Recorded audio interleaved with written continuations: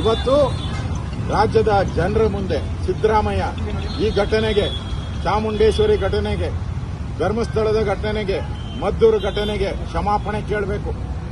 ರಾಜ್ಯದ ಜನತೆ ಮುಂದೆ ಹಿಂದೂಗಳನ್ನೇ ಟಾರ್ಗೆಟ್ ಯಾಕೆ? ಇದು ಪ್ರಶ್ನೆ. ಹಿಂದೂಗಳನ್ನೇ ಟಾರ್ಗೆಟ್ ಯಾಕೆ? ಹಿಂದೂಗಳ ಮೇಲೇನೆ ಲಾಠಿ ಚಾರ್ಜ್ ಯಾಕೆ?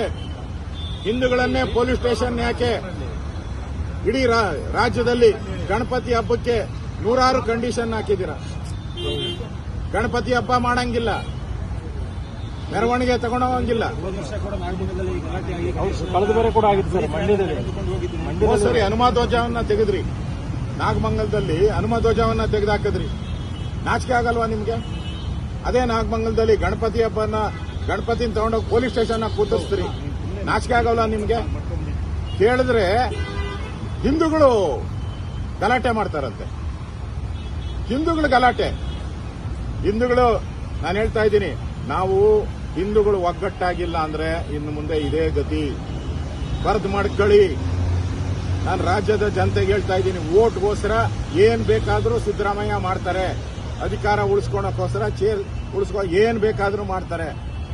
ಆದರೆ ಇವತ್ತು ಎಚ್ಚರಿಕೆ ನೋಡಿ. ಒಂದಲ್ಲ, ಧರ್ಮಸ್ಥಳ, ಚಾಮುಂಡೇಶ್ವರಿ ಆಯಿತು, ನಾಗಮಂಗಲ ಆಯಿತು, ಈಗ ಮದ್ದೂರಿಗೆ ಬಂದಿದೆ. ಇನ್ನು ನಿಮ್ಮ ಮನೆ ಬಾಗಿಲಿಗೆ ಬರ್ತೈತೆ.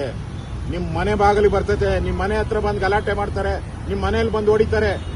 ಎಚ್ಚರಿಕೆಯಿಂದ ಇರಿ.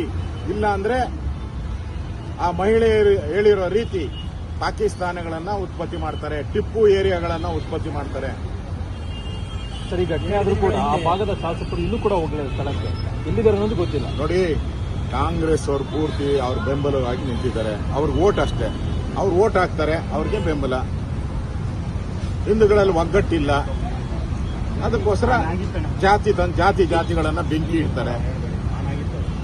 ನೋಡಿದಿರಲ್ಲ, ಸಿದ್ದರಾಮಯ್ಯ ವೀರಶೈವ ಲಿಂಗಾಯತ ಅಂತ ಬೆಂಕಿ ಇಟ್ರು, ಜಾತಿಗಳು ಬೆಂಕಿ ಇಟ್ರು.